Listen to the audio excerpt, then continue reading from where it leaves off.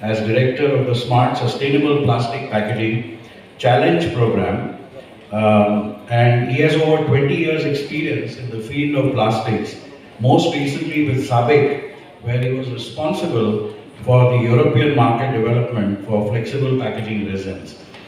Paul holds a first degree in material science technology from Brunel University and a PhD in the processing of PET from the Loughborough University.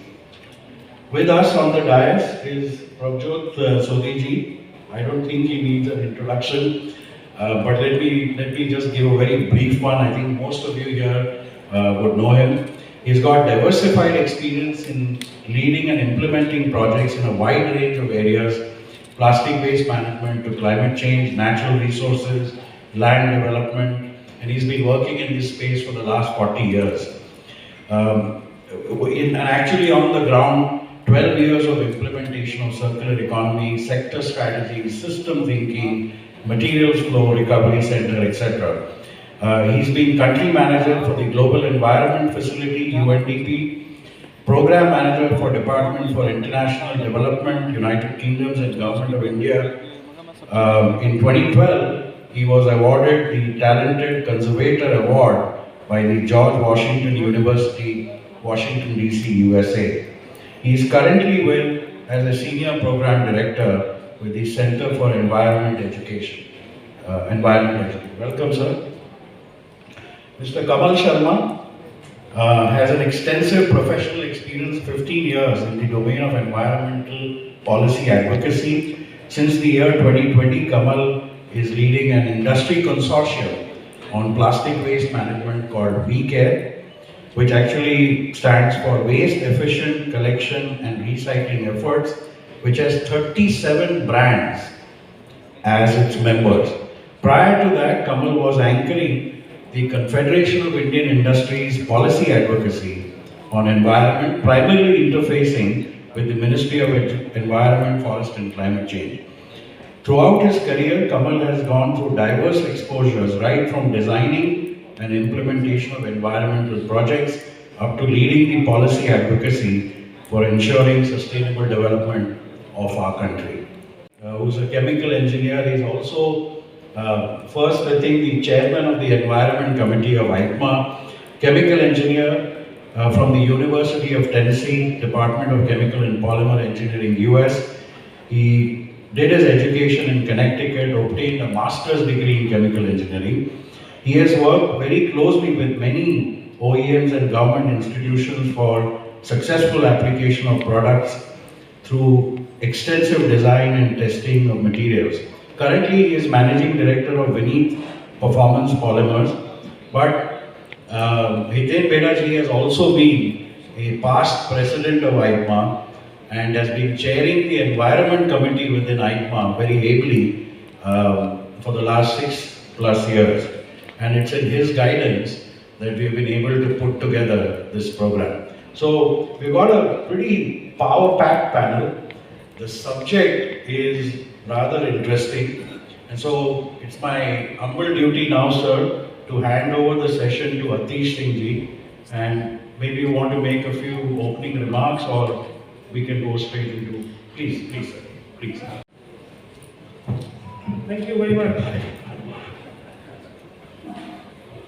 Good morning to everybody. So I want to begin by saying that when I was first asked that I should be present over here to chair the session, so I was pretty intrigued and I was asking my colleagues that what is going to happen over there and what is this all about. And I was told that it is a global event on plastic recycling and waste management. And I was asking, the next question was, who are the people who are going to be associated and partnering with us? And when they told me that it is the plastic industry which has come forth to do this, that was very, very impressive. It really is the case of catching the bull by its horns, and I found that very impressive. And I'm thankful that this event is happening and the plastic industry is full scale and deeply involved in this process. So as far as the government is concerned, they've come out with the plastic experts, the producers, and we've received a lot of suggestions, objections on the entire gamut of the things involved in this space, be it waste management or waste minimization, source segregation, recycling, reuse, alternatives, and so on and so forth. So we've been able to come forth with rules in 2015, 16, 18, and now most recently in 2021. Now, as I understand that these rules, and all of us I'm sure understand this, these rules and these regulations have the great power and potential to cause large-scale upheaval in the entire industrial ecosystem, and that is something we need to look at very very carefully and tread upon very very cautiously. Uh, but at the same time, we need to understand it is a decision taken. It is a path which has been chosen, and we need to build from here. So, reuse and recycle, these are not just simple and ordinary words. It's a cost. And we've got very limited and low level technology into this area right now. Also, we need infrastructure on this, we need a skill set on this, we need regulations on this, and there will be so many other new things which we are not even understanding right now. So those are the concerns and challenges it appears to the government which we need to work upon. And I am very very keen to hear from all of you and the technical people over here. And thank you very much. And if you can play Suraj. Yeah, so let's hear what Eric Solheim has based on his over 30-40 years of negotiating these kinds of regulatory deals from across the world. Please go ahead. Hello. I've been with the UN and worked on peace process in Sri Lanka, a number of other items that I'm a great friend of India and admire so many of the developments in India these days. But let me start with a good friend of mine, that's Afroz Shah. He was a young lawyer in the great city of Mumbai. A few years back, once he was watching his beloved beach, Versova beach, from his window.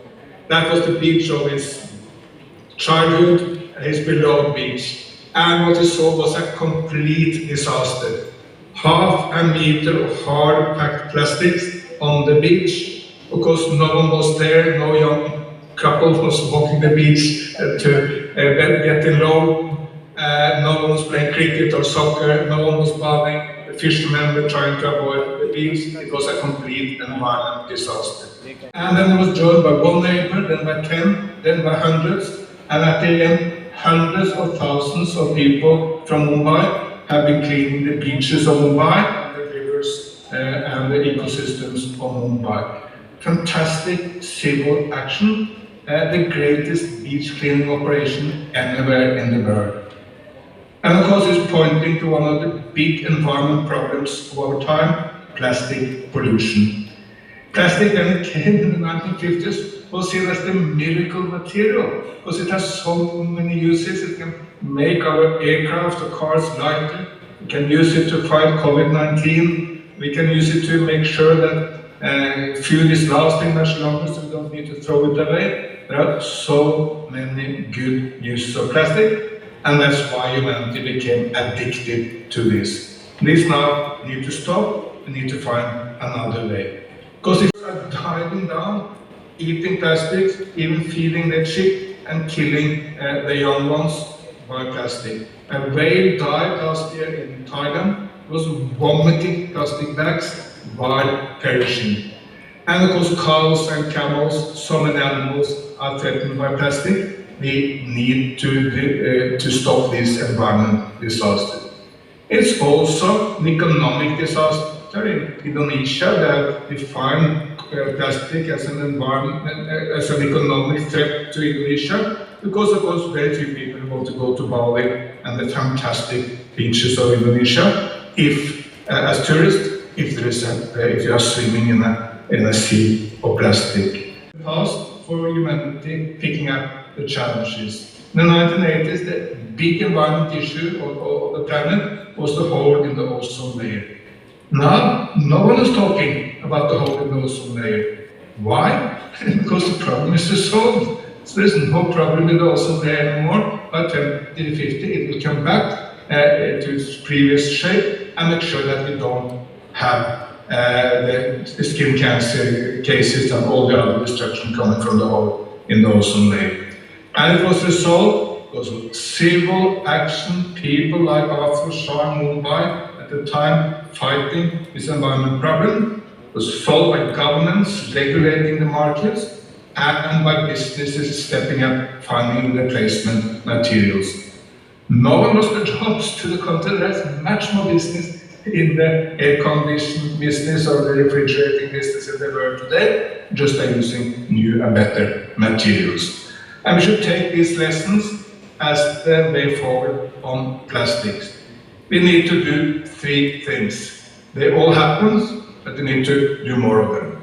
Number one, we need to remove all those plastic items we simply don't need. Let's get them out of our way. That's what Prime Minister Modi has now initiated in India by the ban on a number of plastic articles like cutlery. Can't we eat with normal cutlery? Cups, can't we drink from a normal glass or a normal bottle? Do we need a plastic cup to drink? And balloons, can't we have festivals? Whether in the festivals or any other festivals, can we do that without using all those balloons? So much, but they are packed in such quantities that don't allow us to choose the quantity we exactly need. So, yes, time reuse is also beneficial for business. Is actually working with CII to put together the India Plastic Pact. So he's a senior person with a number of years of experience in packaging. Paul, over to you.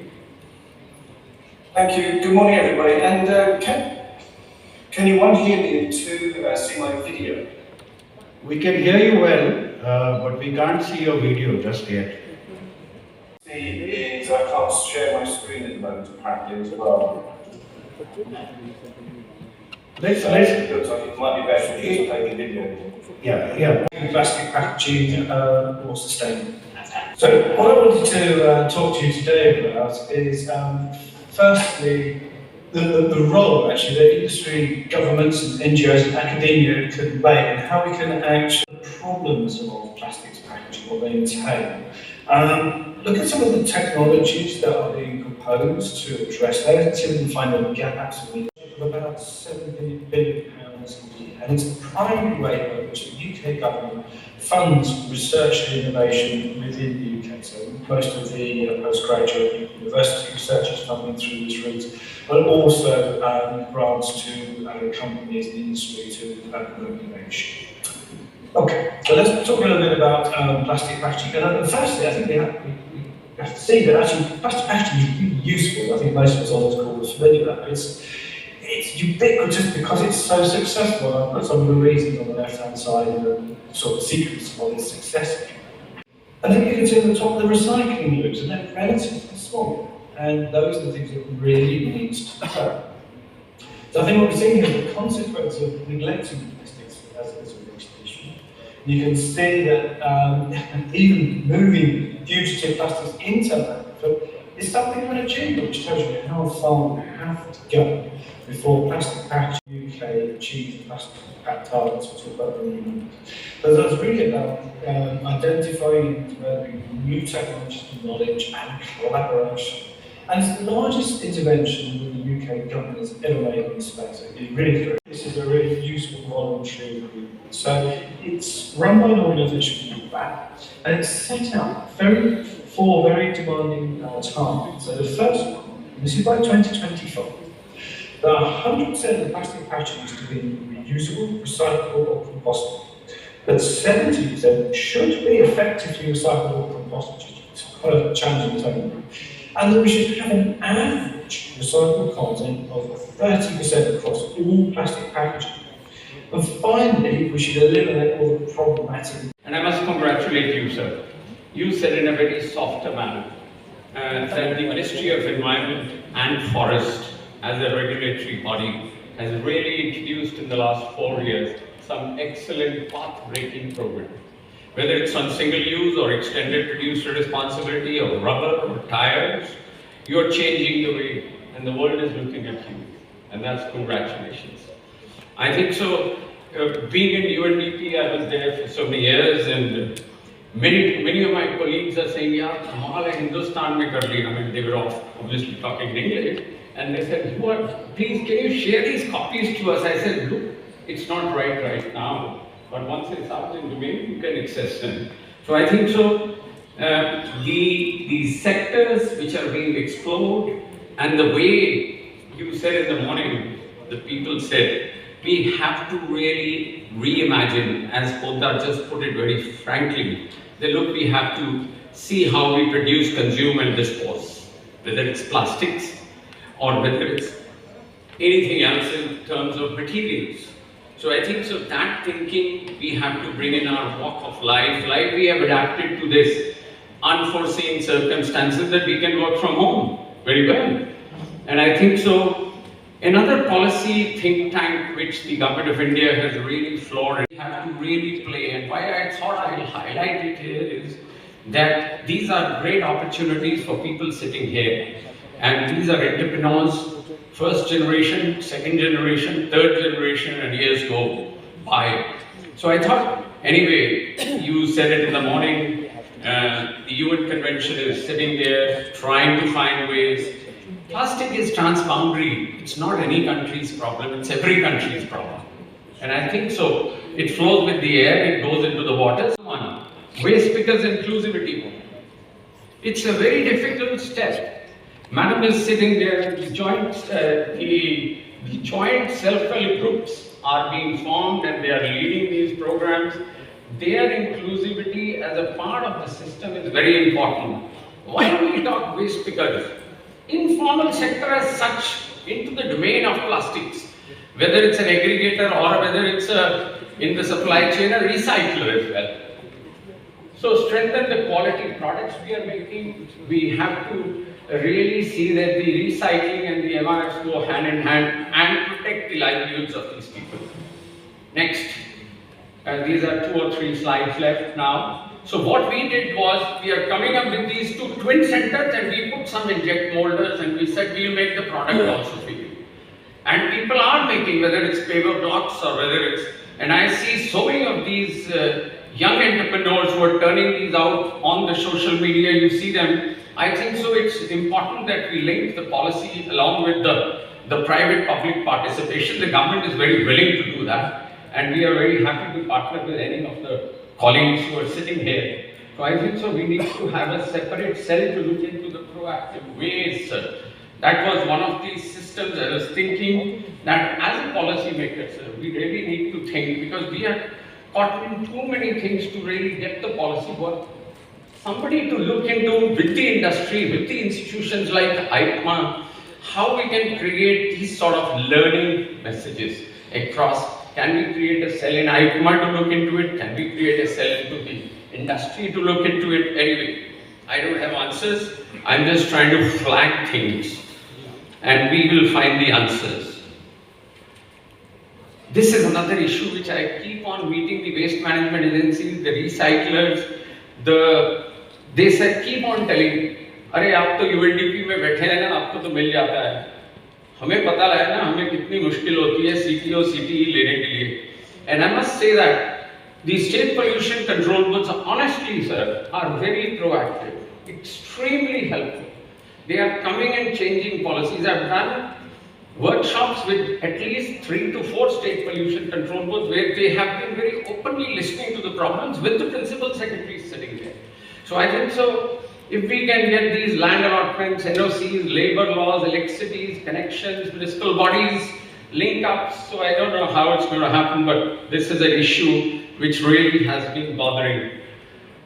Last, it was not known to me When I went into first time implementing these projects and I was talking to people and colleagues, that plastic is not being recognized as a safe industry by the bankers. I'm not talking of big people sitting here, I'm talking of the informal, small people. And they don't get bank loans, they see the risk is very high. The people are forced to put in their own monies. I think so MSME is taking that route, and congratulations madam for taking this route up, what we heard in the morning. Then I think so it's going to infuse a lot of confidence. But this is an issue, how we can have systemic thinking to boost the MSMEs in the recycling industries, more so in the informal sector. What sort of subsidies can we give for the people in the industry who are putting their efforts into R&D? Last. This is the last one, sorry. Quality standards. Sampath Saab is here. He himself was voicing this view. We have to have, this is a product. Suppose I am having a telephone. This is plastic. On how much of quantity of recycled has to go in, and how much I put in, how do I test it, where are the standards, where is the verification processes. These are new areas, sir. And I'm not trying to say that why this has not been done. These are the opportunities we have. I am seeing all my slides as opportunities, dear friends. Kamal Sharma ji, CEO of WeCare, to present his thoughts. Please come. Has been implementing the EPR regulation on plastics since 2016. There have been a lot of brands taking responsibility.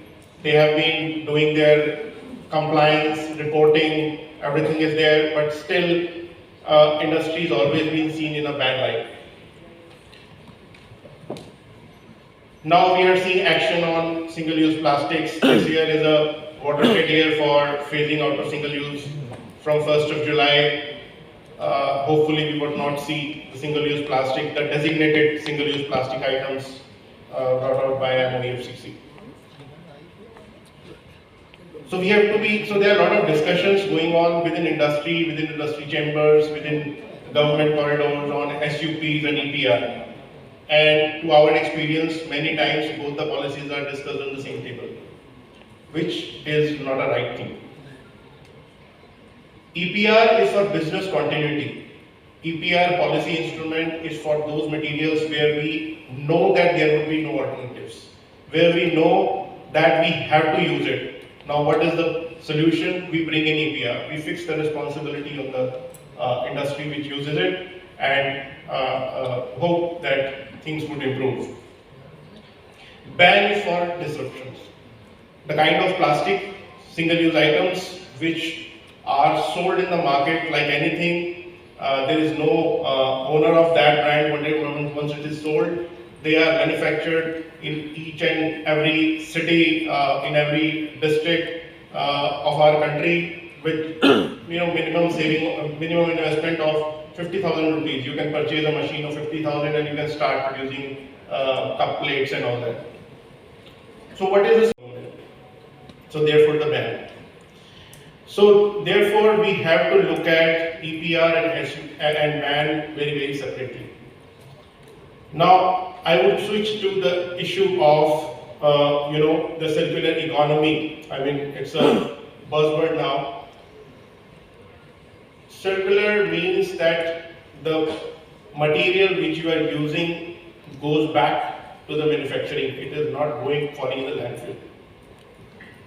There are now, India has taken a great step in terms of notifying various recycling, reusability as well as recycled content targets for industry to comply. Now, they have also set the deadline after 2 years or 3 years it would start, but on the global side, UN is discussing to cap the production and consumption of plastics. So if we are by design thinking of increasing the weight of our plastics, but at global level they are capping it. So where are we heading to? So we have to be India. I think ITMA should have some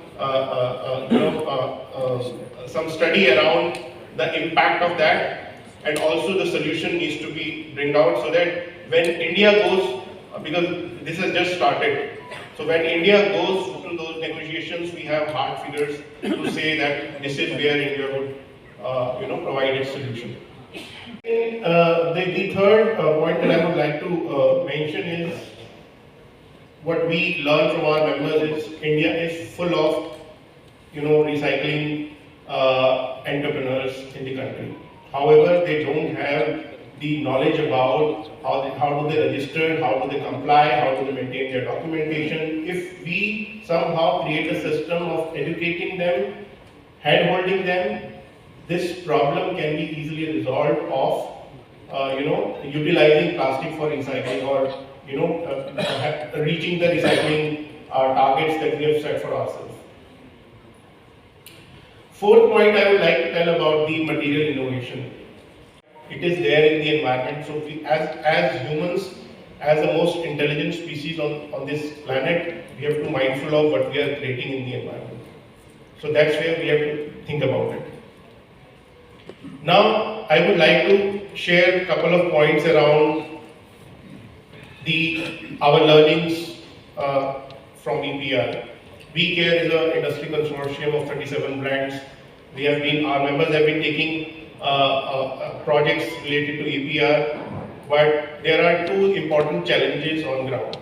One, the standardization of EPR implementation is missing. When I say standardization, it means the processes that needs to be followed, the documentation that needs to be done. That's why the whole sword is hanging on the brand owners, but I think it is not about which industry has to do it. It is about a collective responsibility. We have to take it, and some efforts around standardization needs to be taken. So that, earlier in the session, our friend from MSME was asking if he wants to comply with EPR, what is he going to do about it? He has just a 4-member team. He is a small entrepreneur. So how he can comply with the rules? So the regulatory regime that we see today, it is about not only you can do it individually, but you can do collectively. You can join hands with other brands, other consortia to undertake this work and get it done. Who have the technical manpower to manage the EPR. Then Vedaji to present ICMA's views, and sir, may I humbly request you to keep it a little short, just to manage the time. Yeah, sure. Thank you, Secretary. I'll keep it short because not many points have been already talked about. So can I have a presentation, please? By our interaction with the industry. So, this is a plastic waste generation. Everybody knows about it. I don't want to dwell. We must understand that life and consumption goes hand in hand. And the consumption, drives the growth. So everything in that value chain, life, consumption, and growth are interrelated. We cannot possibly separate them. But around that, we have to work out a solution which is the most optimum and efficient.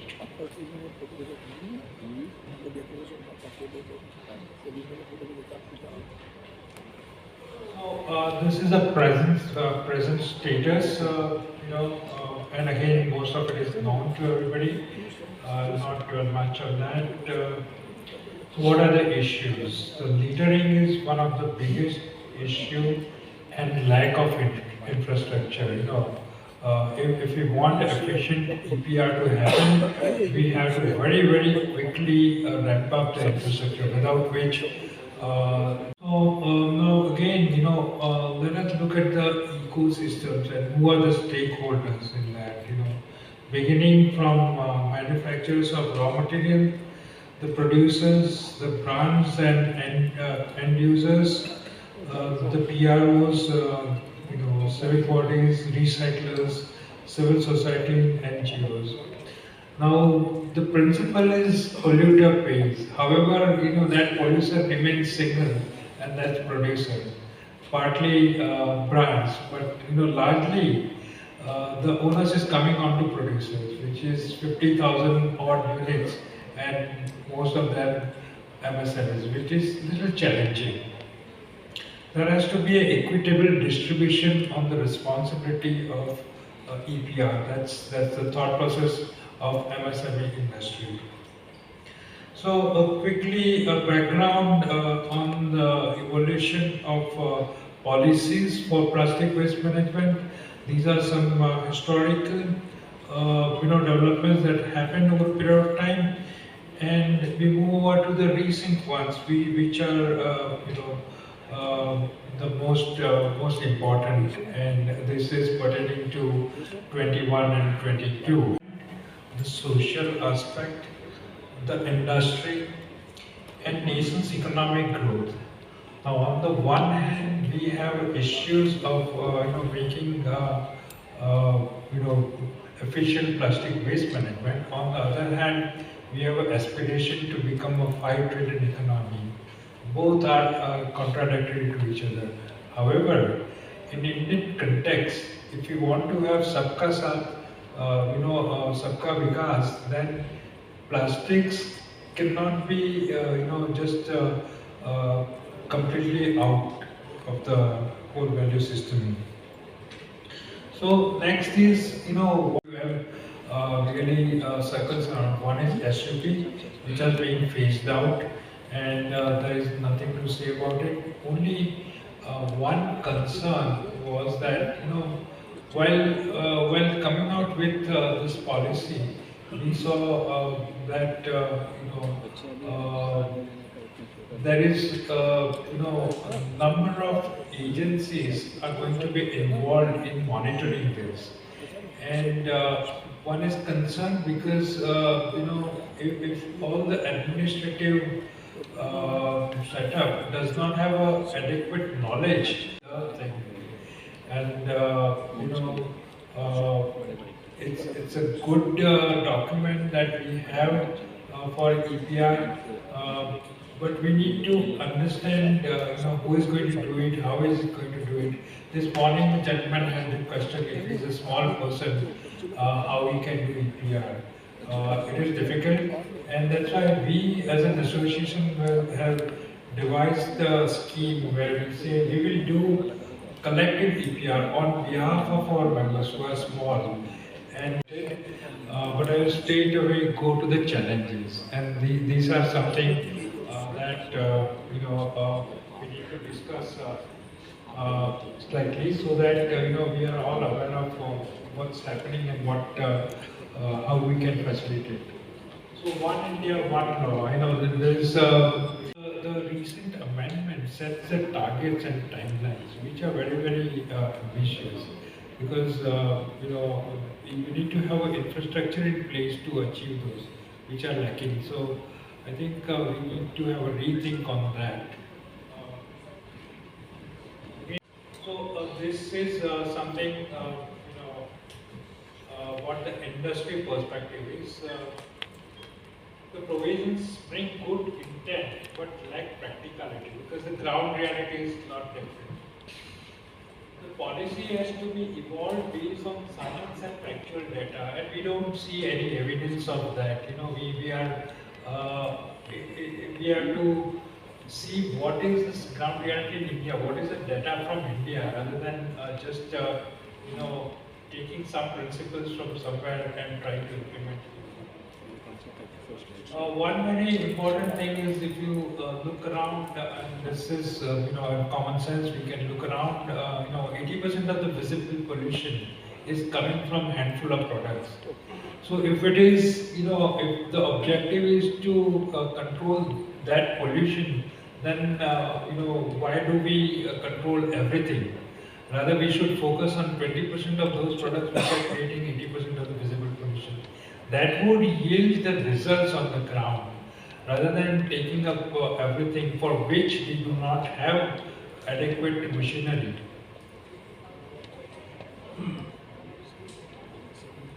In the end, what matters is resource efficiency and carbon footprint. As Kamalji also said that, on one side, UN is talking about cutting down polymer production. And here we are, trying to increase the thickness of a product just because it can be collected or retrieved from the environment. I think these are slightly contradictory, and we need to have a rethink on that policy. And most importantly, policy is to be India-centric, and we should, because our problems are different, our ways of handling those problems are different. So if we have an India-centric policy, taking into account, the ground reality, that would be really nice. One good thing I liked about the recent amendment was that they have offered to have a committee which will also incorporate associations and all stakeholders. And On screen, please. Thank you. Yes, sir, go ahead. May I, sir? I'm Ravi Agarwal, and I want to request the answer from either Hitenji or Kamal Sharma ji.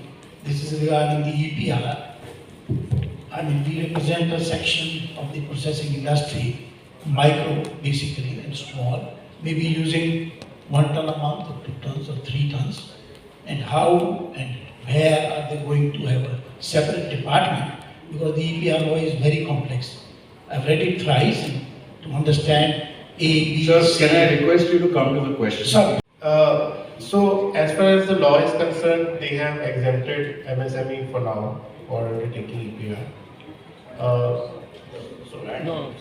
sorry, Kamalji, that is for small and medium brands only.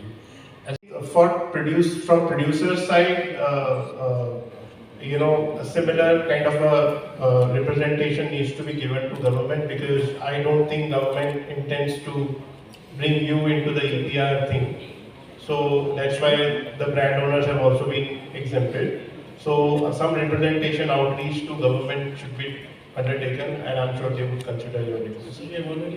For now, because as EPR would mature, Yes. every party has to play its role. As in the earlier session was told that we have to gear up. Now even the brand owners have been given some responsibilities. They have been given the targets. Government is also making efforts to increase the scope of or span of industries who need to comply with EPR. So there are efforts around it. But for now, it seems that they are giving some exemptions, so you can look at it. Thank you. Because we also don't have The model which says you can do through somebody.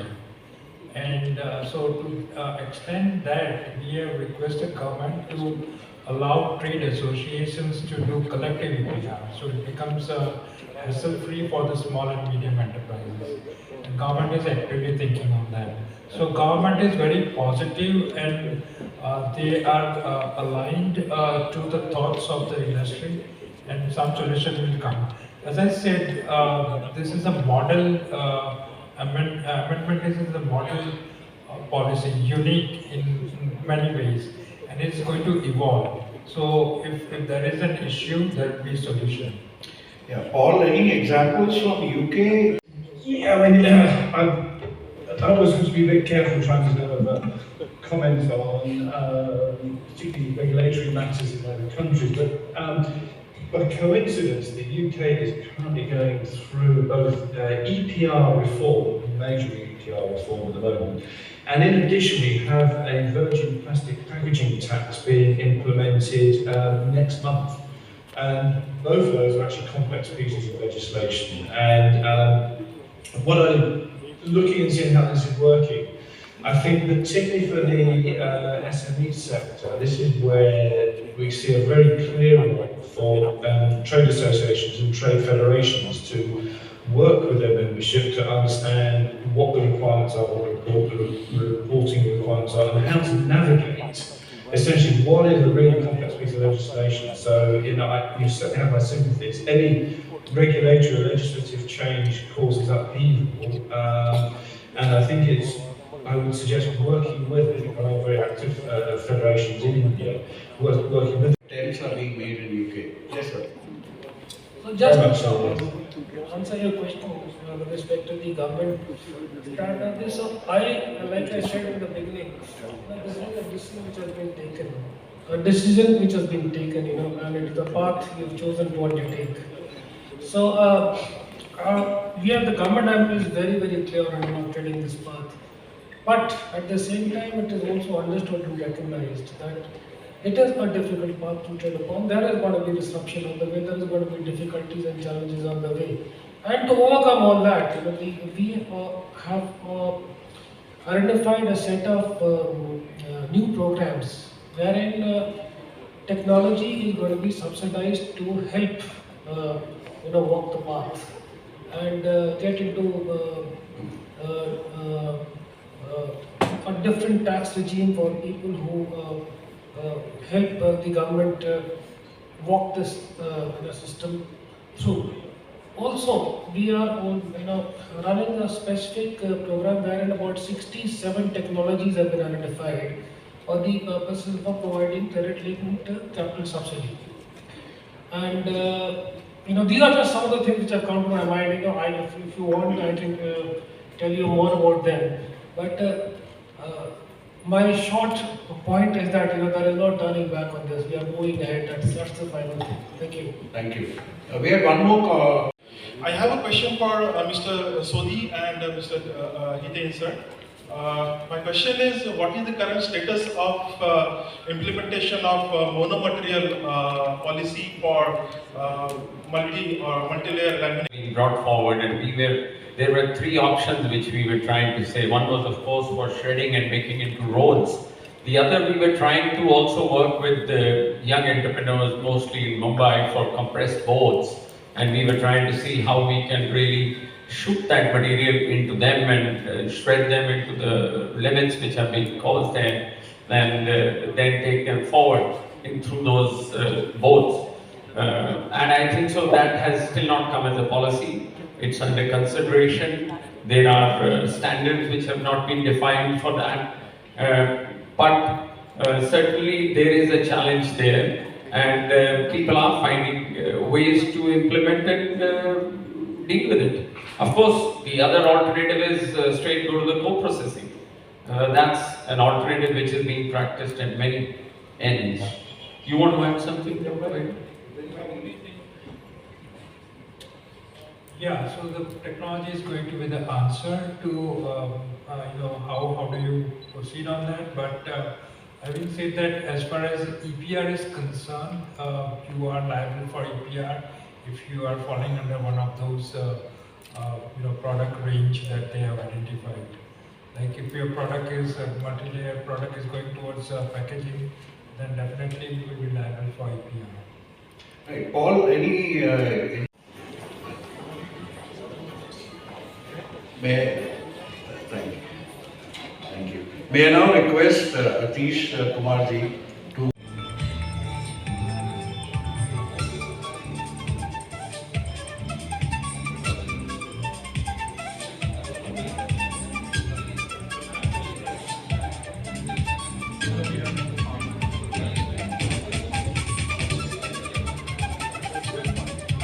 In tune with the time, with the trends. I think this strength of really keeping in tune with the times has actually made them also a torchbearer for progress of plastic industry in India. I wish them all the best for their next 7 years.